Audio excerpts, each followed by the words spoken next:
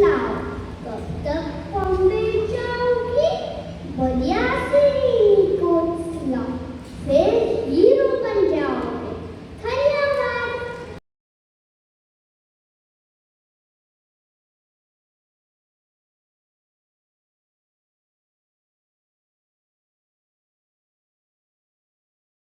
रेवा से भोजन तो हम सब करते हैं। भोजन हमें स्वास्थ्य देता है, लेकिन किसी किसी का भोजन करने का तरीका अलग होता है। कोई कम खाना खाता है, कोई डाइट पर रहता है। अल्फा, तुम्हें पता है कि किसी किसी को खाने की थाली लेकर खाने को जी लग जाता है और पूरी थाली खत्म करने की ठान लेते हैं। तो अगली कविता में हमारे पंडित जी कुछ ऐसा ही बेशुमार भोजन करते हैं। तो वह अपने भोजन में क्या क्या खाते हैं, आइए सुनते हैं रियाना जॉर्ज।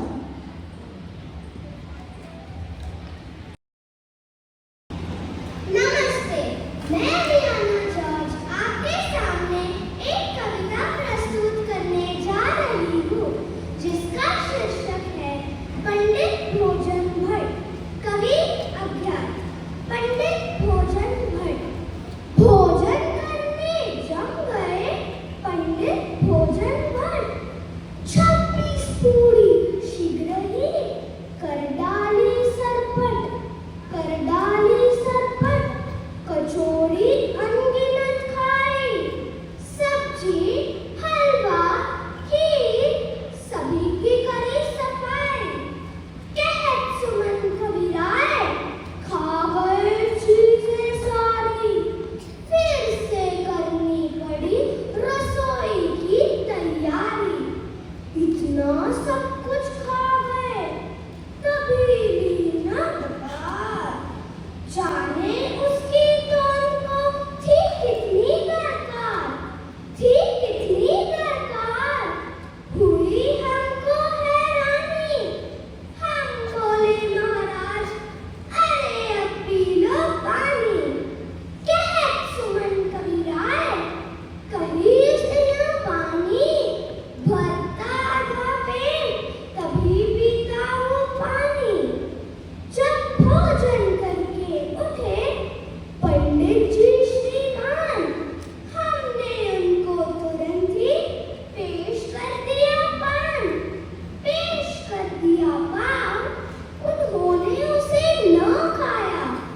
कारण पूछा तभी उन्होंने यह बतलाया, अगर पान की जगह पेट में होती भई तो खाता क्यों नहीं, अरे कुछ और मिठाई। धन्यवाद। कविता प्रस्तुत की। हाँ, अब मैं समझ गई कि पंडित गोल मटोल से क्यों होते हैं। आजकल तो शहरों में जहाँ भी देखो पेड़ पौधों के बदले ऊंची ऊंची इमारतें दिखाई देती है। स्वच्छ और ताज़ी हवा के बदले धूल मिट्टी से भरी हुई हवा हमें सांस लेने को मिलती है। हाँ हाँ, हरियाली तो मानो जैसे लुप्त हो गई है। नदी पहाड़ तो देखने ही नहीं मिल रहे हैं। हाँ हाँ, मेरे भी माँ से चिड़िया घर पे फुदक फुदक कर आती थी, और तो चिड़िया दिखती ही नहीं है। जो शहरों में नहीं दिखता वही गाँव में भर भर के मिलता है। वह कैसे? तो आइए गाँव और शहर के बीच का अंतर बताने आ रही है लाइशा कटियारा। नमस्ते, मैं लाइशा कटियारा आपके सामने एक कविता प्रस्तुत करने जा रही हूँ, जिसका शीर्षक है मेरा गाँव। कवि अज्ञात। मेरा गाँव बड़ा भोला, बड़ा सादा, बड़ा सच्चा है। तेरे शहर से तो मेरा गाँव अच्छा है। वहाँ मैं मेरे पिता के नाम से जाना जाता हूँ, और यहाँ मकान नंबर से पहचाना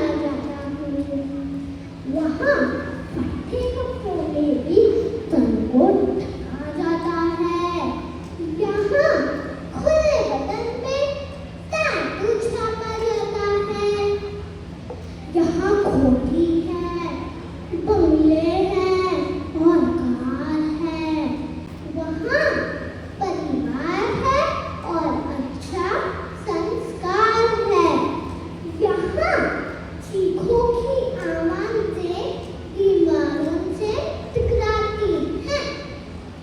वहाँ दूसरों की सिसकियाँ भी सुनी जाती हैं। मत समझो कम हमें कि हम गाँव से आए हैं।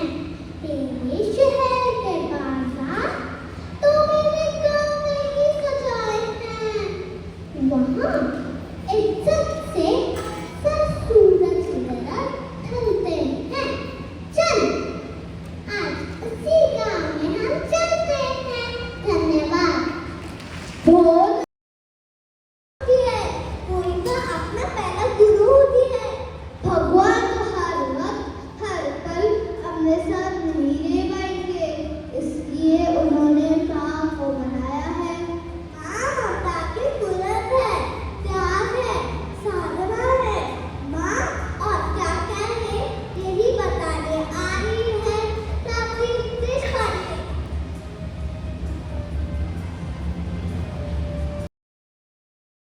नमस्ते, मैं रात्रि देशपांडे आपके सामने एक कविता प्रस्तुत करने जा रही हूँ, जिसका शीर्षक है माँ।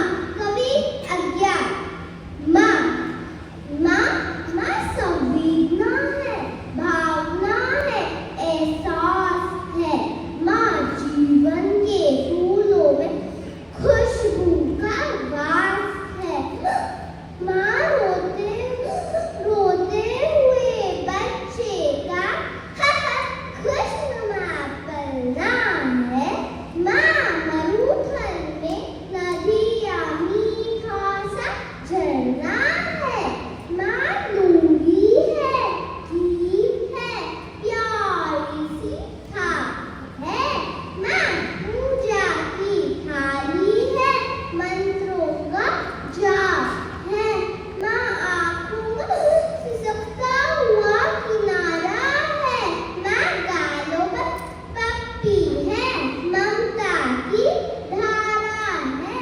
माँ झुलसते दिलों में कोयल की बोली है। माँ मेहंदी है, कुमकुम है, सिंदूर है, रोली है। माँ त्याग है, तपस्या है, सेवा है। माँ फूक से ठंडा किया कलेवा है। माँ कलम है, दवात है, स्याही है। माँ परमात्मा की स्वयं एक गवाही है। माँ अनुष्ठान है, साधना है, जीवन का हवन है। माँ जिंदगी के मोहल्ले में आत्मा का भवन है। माँ चूड़ी वाले हाथों के मजबूत कंधों का नाम है। धन्यवाद। पाठशाला चौराहा जहाँ भी देखेंगे वहाँ कैमरा ही कैमरे लगे हुए दिखाई देते हैं। किसी दिन वो सेल्फी निकालते हुए दिखाई देता है। हाँ, मैंने तो पेन में भी कैमरा देखा है। नोट्स या कागज संभालना सबके कैमरे एक क्लिक पर कैद हो जाते हैं। लोग तो सेल्फी की दीवाने हो गए हैं। सेल्फी तो कैमरे में निकलती नहीं है। ये कैमरा भी एक कमाल की चीज है और क्या क्या कर सकता है यही बताने आ रहा है श्लोक गुरु।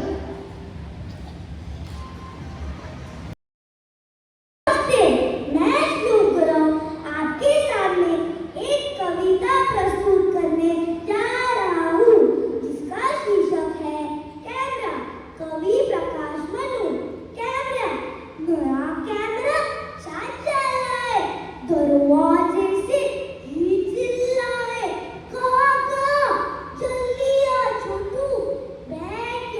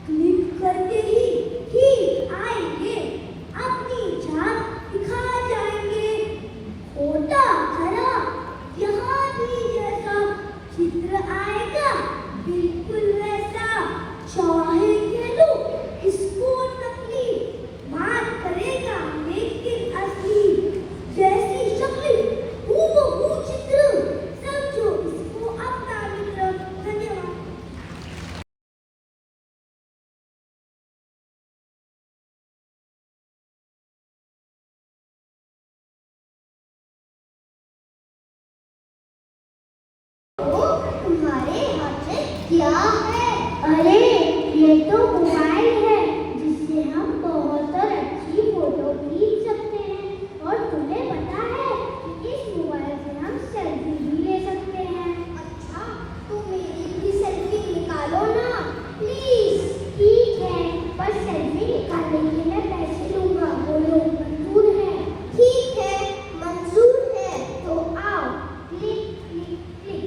तो दोस्तों, जिस प्रकार मोबाइल ने पूरी दुनिया में तहलका मचाया है, उसी प्रकार यदि यह अद्भुत चिट्ठी जंगल में किसी जानवर के पास आ जाए तो किस प्रकार जंगल का वातावरण बदल जाता है, हमें बताने आ रही है कविता जंगल में मोबाइल द्वारा।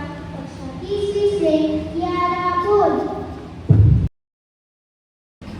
सुप्रभात, मैं कियारा बोल आपके समक्ष एक कविता प्रस्तुत करने जा रही हूँ, जिसका शीर्षक है जंगल में मोबाइल। कवियत्री देवयानी मुरली।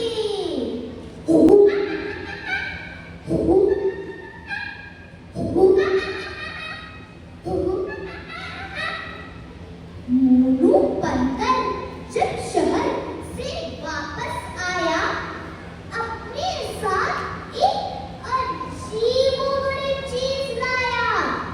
नाम था इस बला का मोबाइल फोन। इस बला ने जंगल को उल्टा पुल्टा कर बना दिया जोन। सब जानवर घूमते थे मोनू के पीछे। कोई पेड़ पर चढ़कर लटकता, कोई खड़ा रहता नीचे। शत्रु मोनू सबसे लेता तगड़ी फीस। 400 रुपए में फोटो खींचता बस 20। सेल्फी लेता मोनू खुद की दिन भर। कभी पूंछ से उल्टा लटकता था, कभी भी नहीं डर। मोनू इससे पहले भी शहर से लाया कई नए फैशन।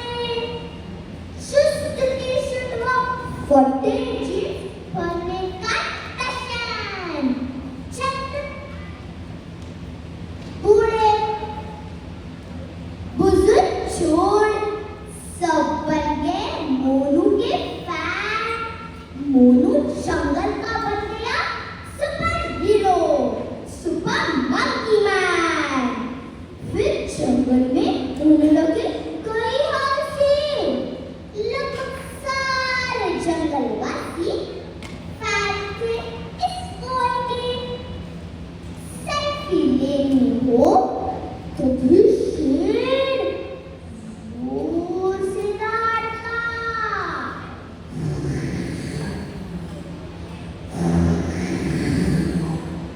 मोबाइल पर जब लेता वीडियो तब शिकार पर जाता। हाथी जब मोबाइल हो सामने तब चिल्लाता।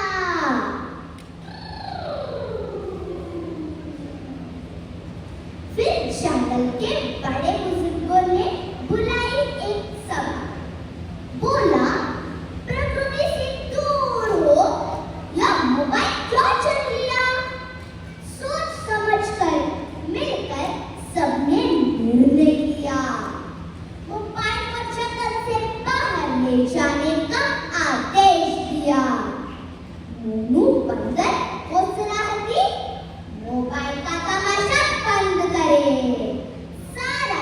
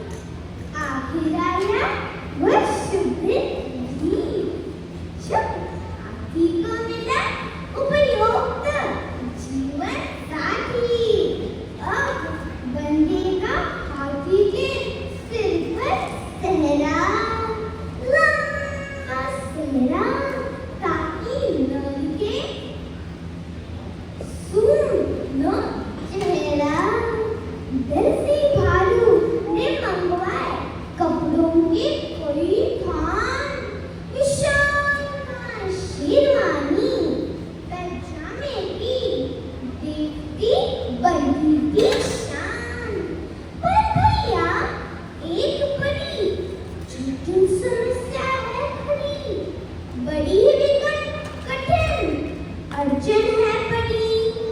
दूल्हे राजा बोले, मैं घोड़ी पर चढ़ूंगा, ऐसा हूँ तभी बारात चलेगी, तभी आगे बढ़ूंगा। यूं सुनकर श्रीमती घोड़ी के पसीने छूटे। कई जंगल देवी देवताओं के आगे मत्था टेका। पर लगता है सभी अनसुने कर रहे हैं रूठे। जान बचाकर घबराकर घोड़ी भाग गई जंगल से बदहवास। दौड़ी भागी हाथी फूल उड़ाकर शहर पहुंचने तक नई सांस। बड़े बूढ़ों ने उपाय ढूंढने की कोशिश की। सर खुजलाया, दूल्हे राजा को बहलाया, फुसलाया, समझाया, डराया, धमकाया। जब सब हार मान बैठे तब दूल्हे राजा की मोटी बुद्धि में एक आइडिया घुस पाया। शेर सिंह यूं ही जंगल के राजा नहीं कहलाते थे। यूं जंगल ताड़ देते हुए गरजे,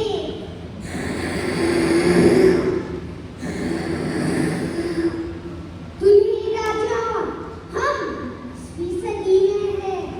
नई टोयोटा ट्रक में बारात जाएगी। ऐसी शानदार सवारी देखकर तो दुल्हन भी खुशी से फूल नहीं समाएगी। मसला हल हुआ। सबने ली चैन की सांस। मिस्टर हाथी की शादी का जश्न हुआ खासम खास। मिस्टर हाथी की शादी का जश्न हुआ खासम खास। धन्यवाद। अच्छी टॉफी है, चमकदार, मजेदार, तुम दोगे क्या? नहीं नहीं, मेरी माँ ने टॉफी खाने से मना किया है। मैं तो सिर्फ सब्जी रोटी खाता हूँ, हरी हरी विटामिन से भरी। पर टॉफी सबको भाती है, वही श्रेष्ठ है। नहीं नहीं, सब्जी श्रेष्ठ है। तो चलो हो जाए शर्त। तो चलो देखते हैं तुम्हारी टॉफी श्रेष्ठ है या मेरी सब्जी। तो चलिए सुनते हैं कविता टॉफी और सब्जी के द्वारा कौन श्रेष्ठ है। सुप्रभात, मैं काव्या शुक्ला आपके समक्ष एक कविता प्रस्तुत करने जा रही हूँ, जिसका शीर्षक है सब्जी और टॉफी। कवि अज्ञात। सब्जी और टॉफी। एक बार सब्जी और टॉफी में जमकर छिड़ी लड़ाई। सारी धरती कांप उठी, थी भारी आफत आई। टॉफी बोली चीख चीख कर, ओरी सब्जी तुम्हारी अगर बराबर मेरे आई, दूंगी चपरारी। मीठी मीठी टॉफी में बच्चों के दिल की रानी। मुझे देखते ही उनके मुंह में आता पानी। चमक लिए तू कभी चल परी, कभी खटाई वाली, कभी बने तू कड़ी मीठी, कभी दहीले वाली। शक्ल देखते ही तेरी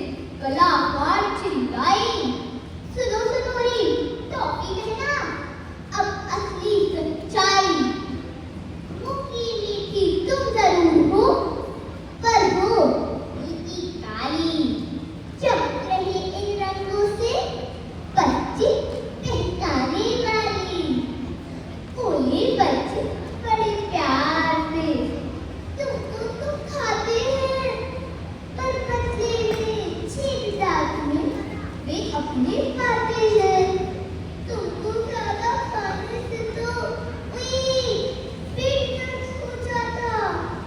दिन भर रोया करते बालक कोमल मुंह मुरझाता। सुंदर तुम बाहर से हो पर अंदर से खाली। शादी में बाहर से हूँ पर भीतर से गुड़वाली। मेरे अंदर भरे विटामिन बच्चों का वक्त बनाते।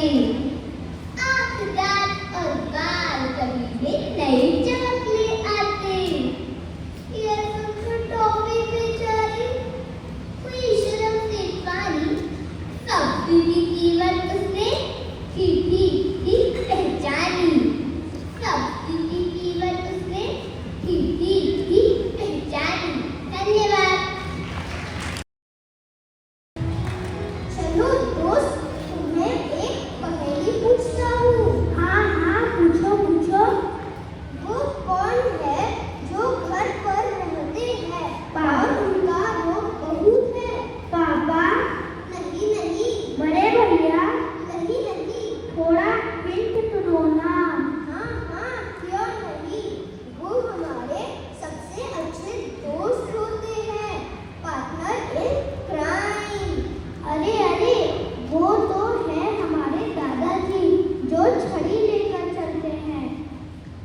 हाँ बिल्कुल सही।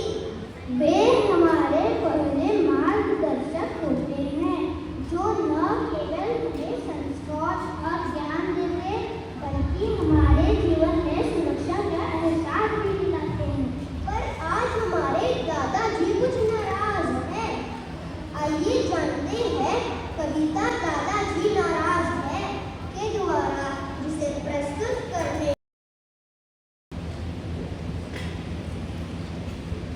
सुप्रभात। मैं आदिवासी ने आपके समक्ष एक कविता प्रस्तुत करने जा रही हूँ जिसका शीर्षक है दादाजी नाराज है। कवि नवीन सागर।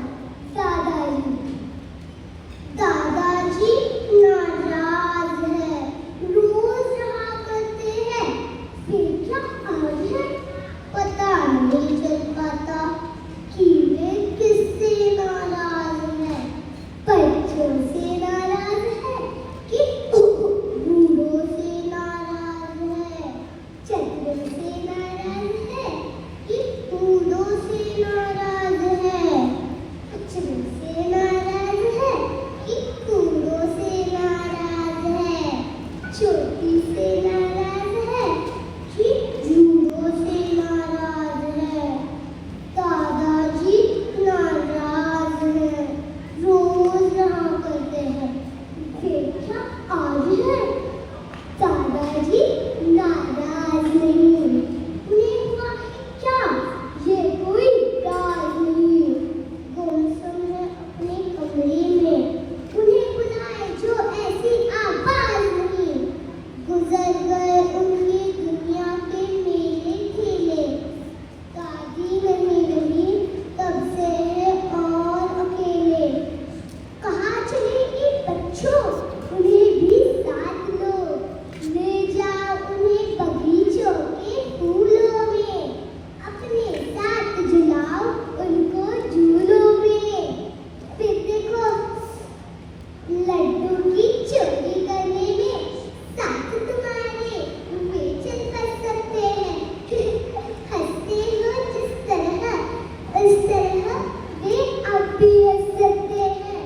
चूको मत, वे कल रहेंगे आज है। चूको मत, वे कल रहेंगे आज है। भूल जाओ दादाजी नाराज है। धन्यवाद।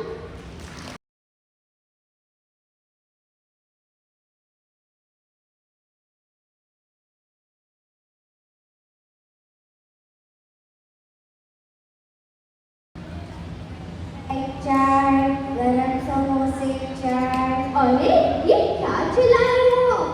अरे माफ करना, मैं कल रेल से पूना आया हूँ तो वही रेल में सुनाई देने वाली आवाजें मेरे कई बार लोग एक ही काम करते करते उन्हें उसकी इतनी आदत हो जाती है कि वो हमेशा उसी माहौल में जीना चाहते हैं। ऐसे ही अपनी समस्या को कविता के रूप में बताने आ रही है कक्षा 4 से जस्या त्रिपाठी। कविता टीटी की नौकरी। मैं जस्या त्रिपाठी आपके समक्ष एक कविता प्रस्तुत करने जा रही हूँ जिसका शीर्षक है टीटी की नौकरी। कवि अज्ञा। टीटी की नौकरी। 35 साल रेलवे में टीटी की नौकरी करने के बाद ये रिटायर हुए। घर पर रहने लगे।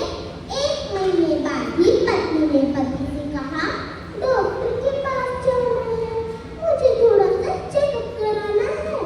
शाम को पत्नी को डॉक्टर के पास ले जाकर पति ने कहा, जाइए दिखाइए। पत्नी ने रोनी सी सूरत बनाकर कहा, आप आगे आइए, मेरा तो बहाना था, दरअसल आपको दिखाना था।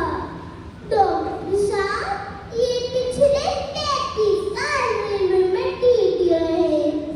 सप्ताह में केवल 2 दिन के लिए घर आते थे, बाकी दिन बाहर रहते थे। लगातार निर्याता की वातावरण को सहते थे। अब रिटायरमेंट के बाद घर आते ही कमाल कर दिया है। 4 फीट चौड़े पलंग को काट कर 2 फीट कर दिया है और टैक्सी को साइकिल से बांधकर ताला लगाते हैं। तकिए में हवा भरते हैं और चप्पल ले सिरहाने रखते हैं।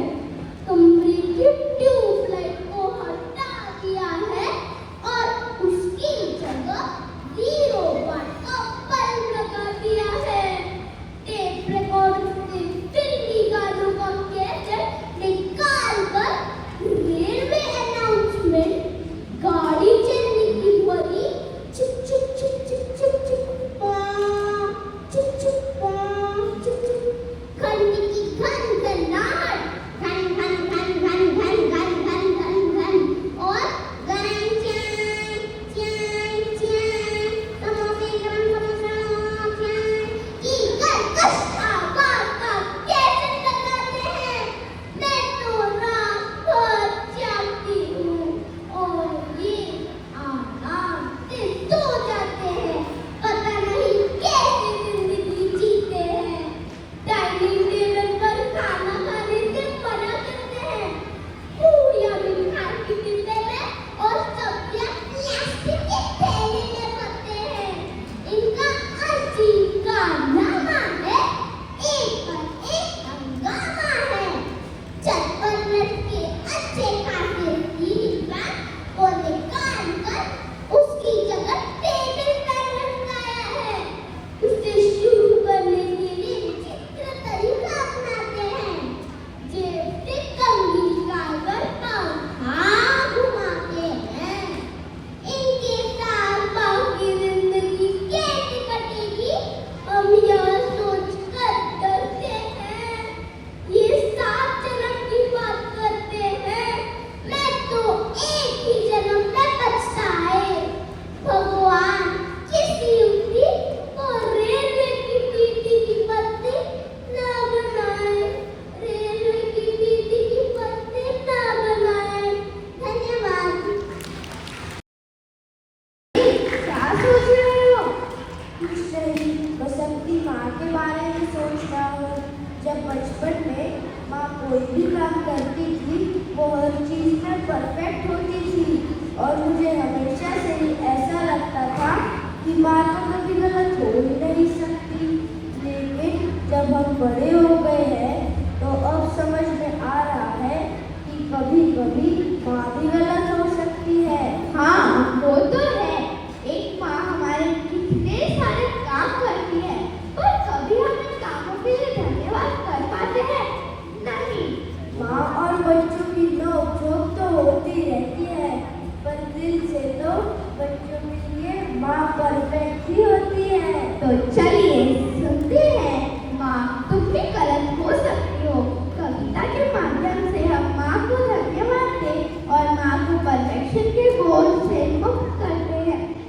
प्रस्तुत करने आ रही है कक्षा चौथी से साची धोखा। मैं साची धोखा आपके समक्ष एक कविता प्रस्तुत करने जा रही हूँ, जिसका शीर्षक है माँ तुम भी गलत हो सकती हो। कवयित्री अनामिका जोशी। माँ तुम भी गलत हो सकती हो। जी हाँ, तो सुनो, वो माँ है तो गलत कैसे हो सकती है भला? परवरिश में कोई कमी न रह जाए, टिफिन में खाना एकदम स्वादिष्ट जाए, बच्चों के कपड़े वक्त पर धुल जाए, एक भी दाग रहने न जाए। वो माँ है तो गलत कैसे हो सकती है भला? नौकरी करनी चाहिए तो बच्चों ने रोक दिया, कुछ घर पर ही करना चाहा तो सबने टोक दिया। माँ हो तुम अपना वक्त बच्चों से भला कैसे छीन सकती हो? तुम माँ हो, तुम अपने लिए भला कैसे जी सकती हो? बचपन से बच्चों ने माँ पर कुछ ऐसा प्यार जताया कि माँ को हमेशा सही करने के लिए मजबूर ही पाया। माँ तुम दोस्तों के सामने नाक मत कटवाना। सुनो माँ, स्कूल में कुछ अच्छा ही पहन कर आना। आप अंग्रेजी बोलने की कोशिश मत किया करो, आप रहने ही दो, घर पर ही रहा करो। चुप, बच्चों की गलतियों को हजार बार माफ कर देती है वो माँ को कभी गलत नहीं हो सकती है। खैर हम बच्चों के साथ माँ ही बड़ी हुई, पर आज भी देखती हूँ उन्हें आंखों के कोनों से मुझे देखते हुए, जैसे पूछ रही हो सही तो पहना है ना, यही तो बोलना है ना, ऐसा करूँ या वैसा करूँ।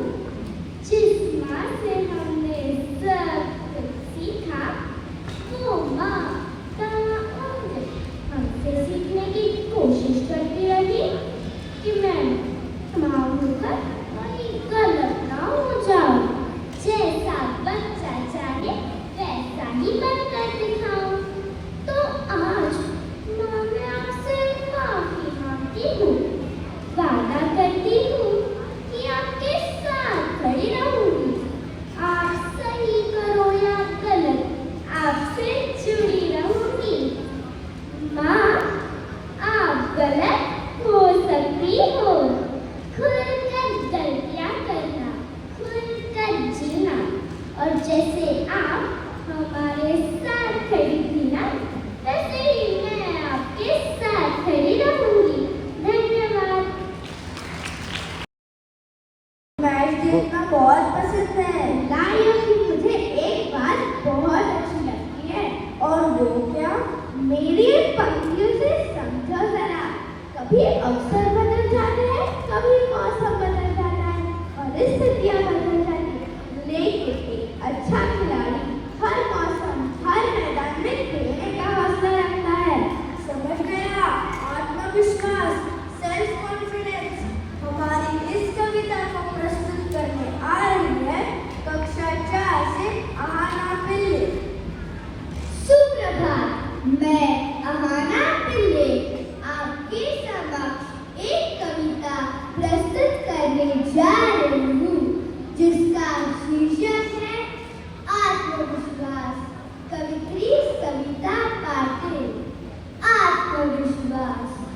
ये आसमां छिन गया तो क्या, नया ढूंढ लेंगे। ये आसमां छिन गया तो क्या, नया ढूंढ लेंगे। हम वो परिंदे नहीं जो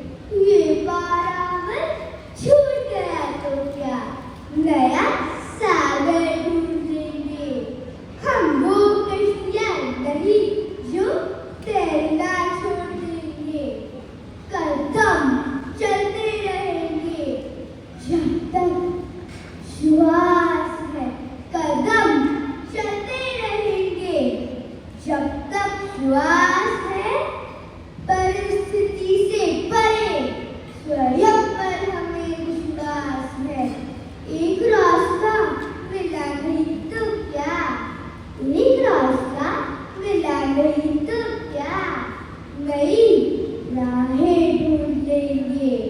हम वो मुसाफिर नहीं, हम वो मुसाफिर नहीं जो चलना छोड़ देंगे। ख्वाबों को महकता रखते हैं, हम मंजिलों से राब्ता रखते हैं। नशा हमें हमारी फितरत का, नशा हमें हमारी फितरत का हर हाल करती है बुलंद इरादा जिसका।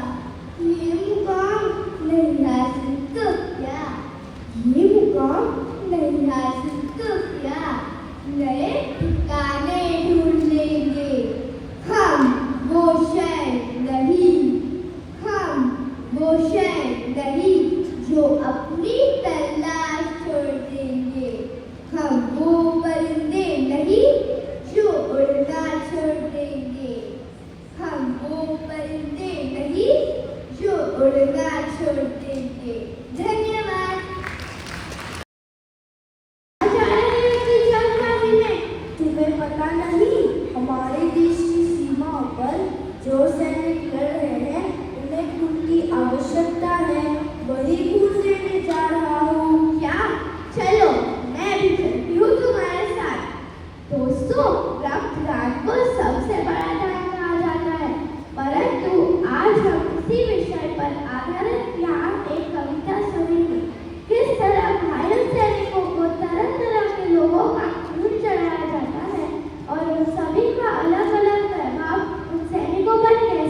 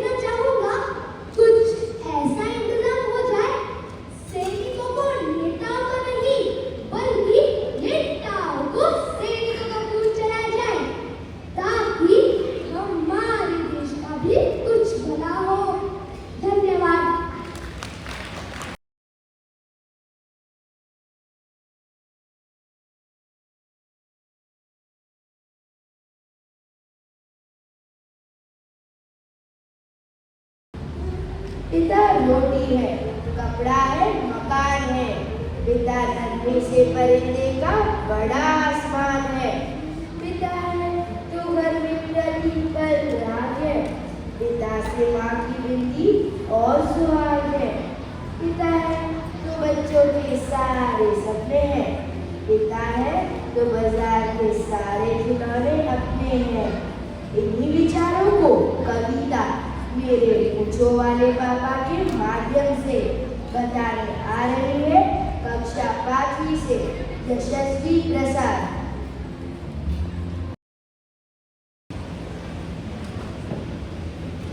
सुप्रभात, मैं यशस्वी प्रसाद आपके समक्ष एक कविता प्रस्तुत करने जा रही हूँ, जिसका शीर्षक है मेरे पूछो वाले पापा।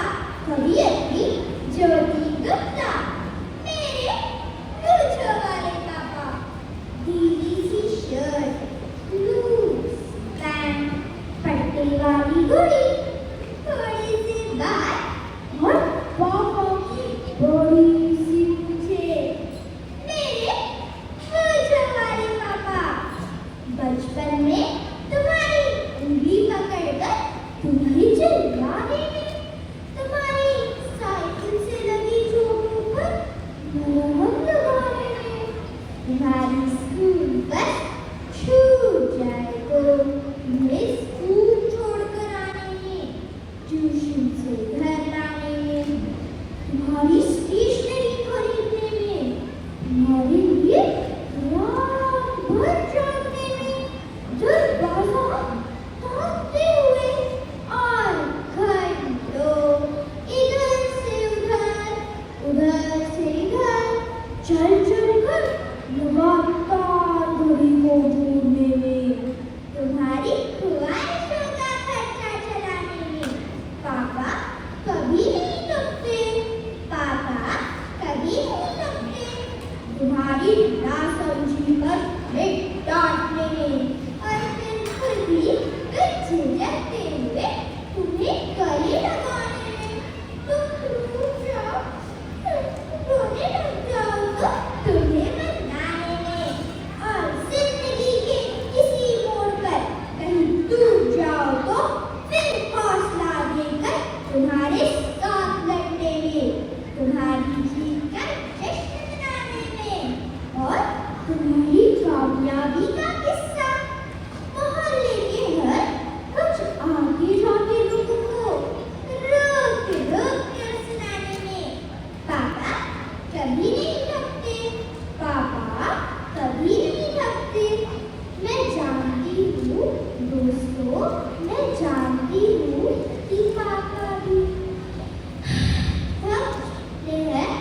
कभी कभी पापा भी थक जाते हैं जब हम बच्चे उनसे दूर चले जाते हैं, उनसे न मिलने के 4 बहाने बनाते हैं, और उनके ख्वाहिशों के सिले हुए कपड़े को महज उनके कारण निभाई गई एक मामूली सी जिम्मेदारी बताते हैं, उनकी खर्च की जुगाड़ी को एक फर्ज बताते हैं।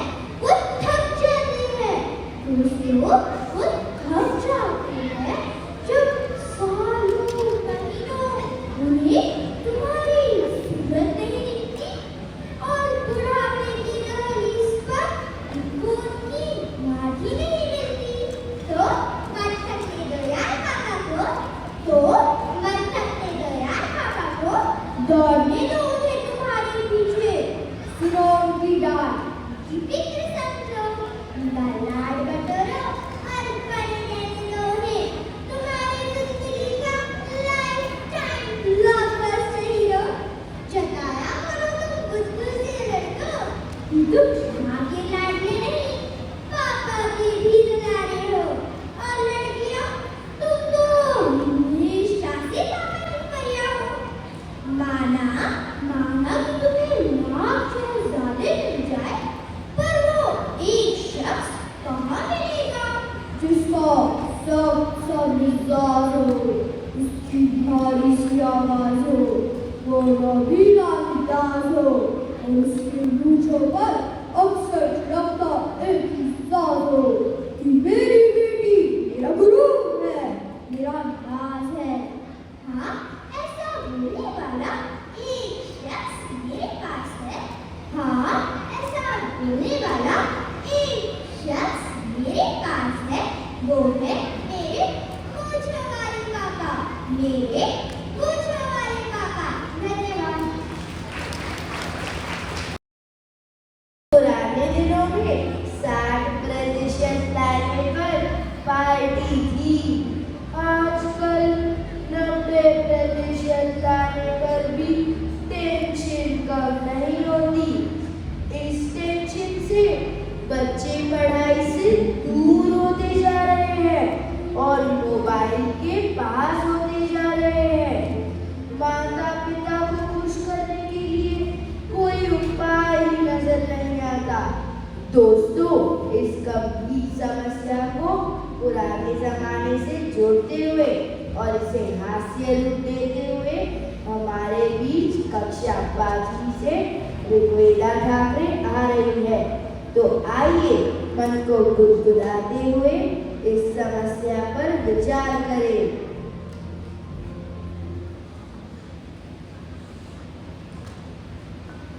सुप्रभात, मैं ऋग्वेदा ठाकरे आपके समक्ष एक कविता प्रस्तुत करने जा रही हूँ, जिसका शीर्षक है आजकल के बच्चे गजब गा रहे हैं।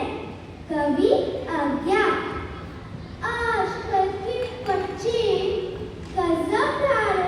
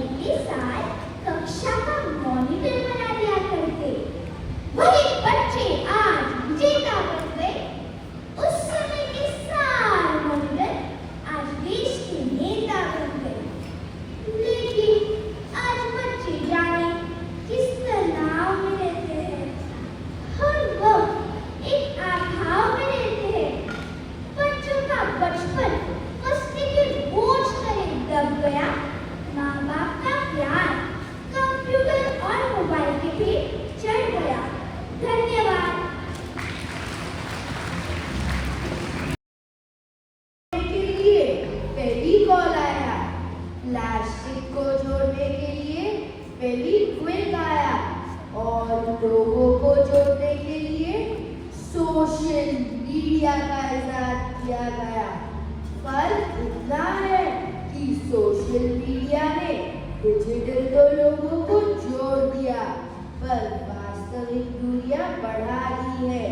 हमारे जीवन में सोशल मीडिया के प्रभाव को सुनते हैं कविता सोशल मीडिया का बुखार के माध्यम से, जिसे प्रस्तुत करने आ रही है कक्षा 5वीं से वान्या शाला।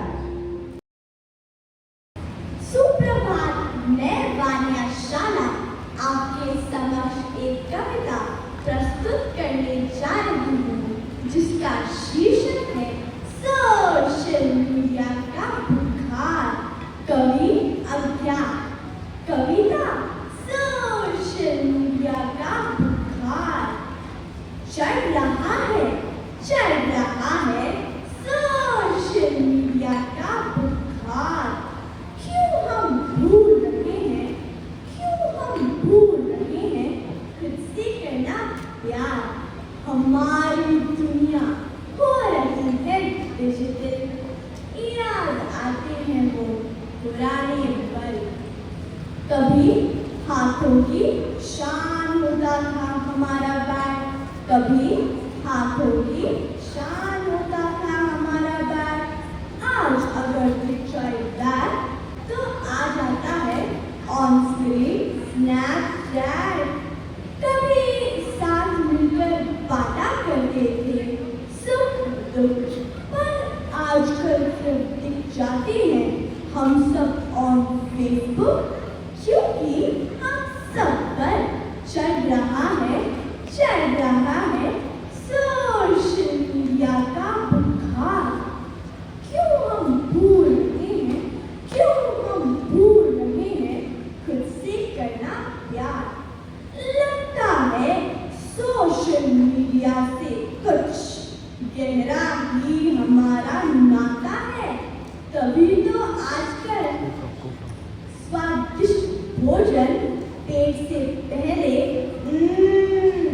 सोशल मीडिया पर चला जाता है। आजकल तो सोशल मीडिया पर देखकर लग रहा है कि हमें और हमारे आसपास कोई दुख है ही नहीं।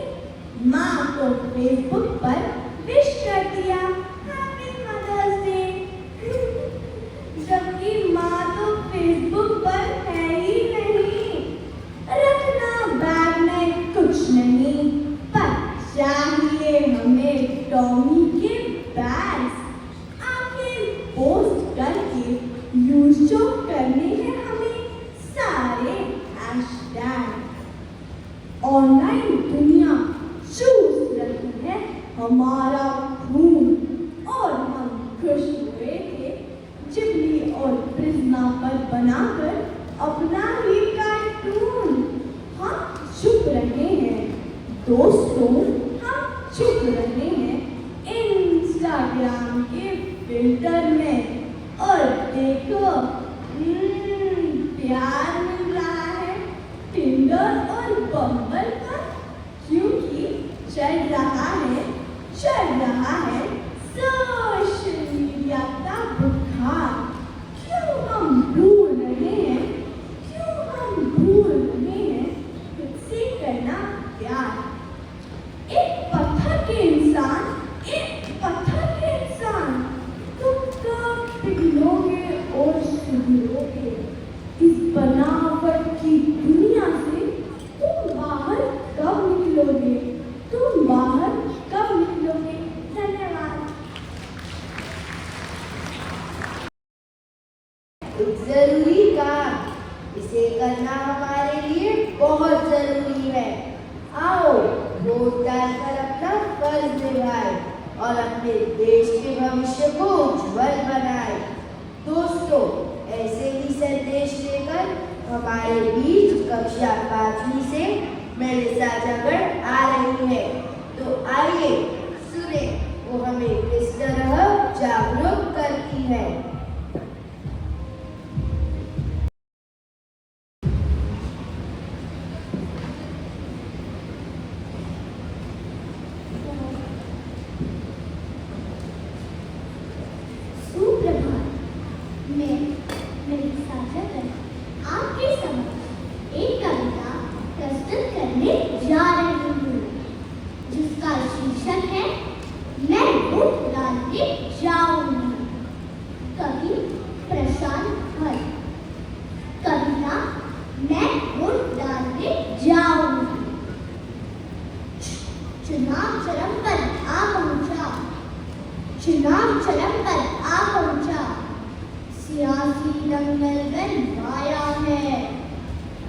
राजनीति की रणभूमि में फिर शंखनाद गरजाया है, फिर शंखनाद गरजाया है।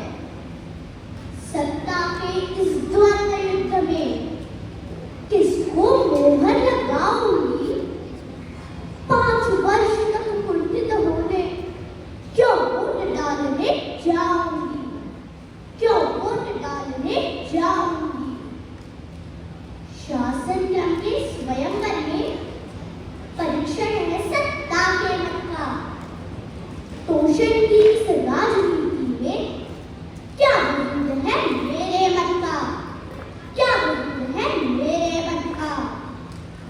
मुद्दा ना हो राष्ट्र निर्माण तो क्या मत आधार बनाओगी? धर्म कलह और द्वेष तले क्यों वोट डालने जाऊंगी, क्यों वोट डालने जाऊंगी? यद्यपि रोष और व्याकुलता स्वाभाविक है, अपवाद नहीं, किंतु राष्ट्र उत्थान के हित में आलोचन ही समाधान नहीं। शुद्ध नीतियों को ठुकराकर अपना कर्तव्य निभाऊंगी। देश के हित में इस वर्ग में मैं वोट डालने जाऊंगी, मैं वोट डालने जाऊंगी। लोकतंत्र के सिद्धांतों में श्रेष्ठ मूल्य है बहुमत का। गण मतदान